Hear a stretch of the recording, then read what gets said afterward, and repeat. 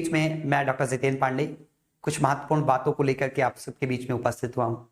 आप सबको ये विदित है कि कैलेंडर में तिथियां बदल रही हैं। बदलती तिथि के साथ 2023 बीत चुका है। हम नूतन नए वर्ष 2024 में प्रवेश कर चुके हैं। महत्वपूर्ण यह है कि तिथि बदल रही है या महत्वपूर्ण यह है कि हम अपने जीवन को बदलने का संकल्प कर रहे हैं। इन दोनों में से किसी एक को आपको चुनना होगा। आप किसे चुनते हैं ये आपके दृढ़ निश्चय, आपके संकल्प और आपके प्रयासों पर आधारित होगा।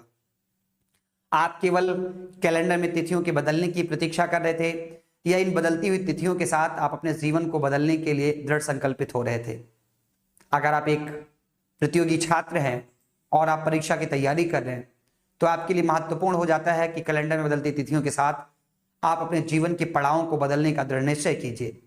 बीते वर्ष 2023 में जो कुछ आपसे छूट गया, जहां तक आप नहीं पहुंच पाए, जो किन्हीं कारणों से किन्हीं वजहों से रह गया, 2024 में आप उन्हें प्राप्त करें। और उन्हें आप ऐसे नहीं प्राप्त कर सकते हैं। उसे प्राप्त करने के लिए आपको हर संभव प्रयास करना होगा। जो कमियां रह गई 2023 में, उन कमियों पे आपको काम करना होगा। उन्हें खुद से अलग करने का प्रयास करना होगा। हमेशा याद रखिएगा कि परिणाम प्रयासों में ही निहित होते हैं।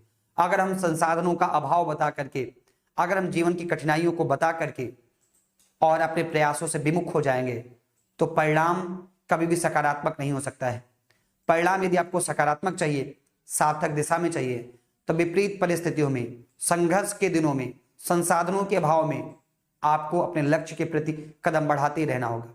इतिहास गवाह है कि सफलता ने उनके ही कदम चूमे हैं। और मैं तो कहता हूं कदम चूमना नहीं, बल्कि सफलता ने आगे बढ़कर उन्हीं का आलिंगन किया है जो अपने कर्तव्य पथ पर निरंतर प्रयास करते रहे, विपरीत परिस्थितियों में संघर्ष करते रहे। सब कुछ खो जाने के बाद भी उनके अंदर लड़ने जूझने का जज्बा बना रहा। अगर ये जज्बा आप में भी है तो आपको अपने संकल्प सिद्धि से दुनिया की कोई ताकत अलग नहीं कर सकती। यदि आपको ऐसा प्रयास करना होगा, यदि आप ऐसा करना चाहते हैं, तो उसके लिए जरूरी है कि आप निरंतर प्रयास करते रहें।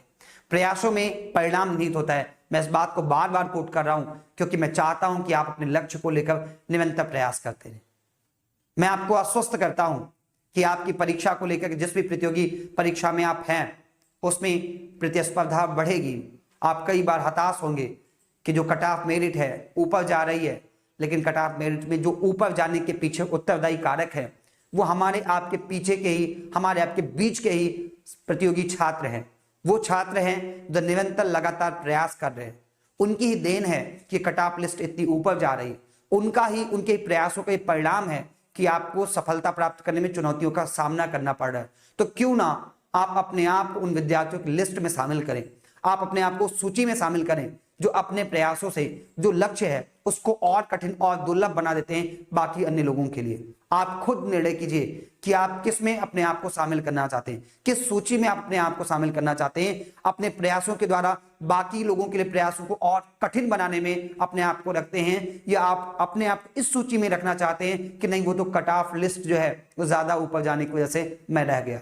इसका निर्णय आप करेंगे। ये कोई कोचिंग संचालक, कोई अध्यापक, कोई माता पिता, कोई नहीं कर सकता है। ये केवल और केवल एक प्रतियोगी छात्र कर सकता है जिसके ऊपर सारी चीजों का दायित्व है कि वह कैसे प्रदर्शन करता है।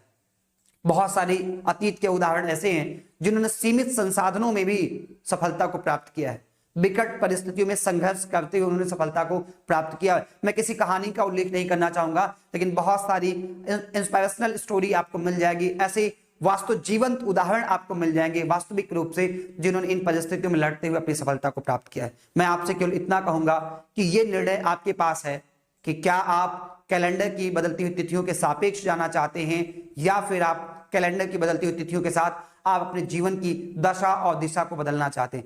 क्या आप उस जगह जाना चाहते हैं जहां पर लोग आपको एक इंस्पायरेशनल स्टोरी के तौर पे देखें, आपको एक उदाहरण के तौर पर देखें, आपको एक प्रेरणास्पद व्यक्तित्व के तौर पे देखें, या फिर आप समाज के उन लोगों में अपने आप को शामिल करना चाहते हैं जो बाकी लोगों को देखते देखते और केवल ये कहते हुए बड़े हो जाते हैं कि अमुक व्यक्ति ये बन गया। आप खुद निर्णय कीजिए कि 2024 में आप कहां जाना चाहते हैं? इस प्रश्न के साथ मैं आपको छोड़े जाता हूं। हमारी आपकी मुलाकात नूतन वर्ष 2024 में होती रहेगी। मैं आपको शुभकामना देता हूं नूतन वर्ष 2024 के लिए और ईश्वर से प्रार्थना करता हूं कि आप जिस अनुपात में प्रयास कर रहे हो, प्रयासों के सापेक्ष आपको परिणाम मिले। नूतन वर्ष 2024 आपके जीवन में, आपके परिवार, आपके सगे संबंधी, मित्र बंधु, जो कुछ भी आपसे संबंधित हैं, यह संपूर्ण चराचर जगत के लिए खुशहाली का वर्ष 2024 हो। अनंत शुभकामनाएं। धन्यवाद।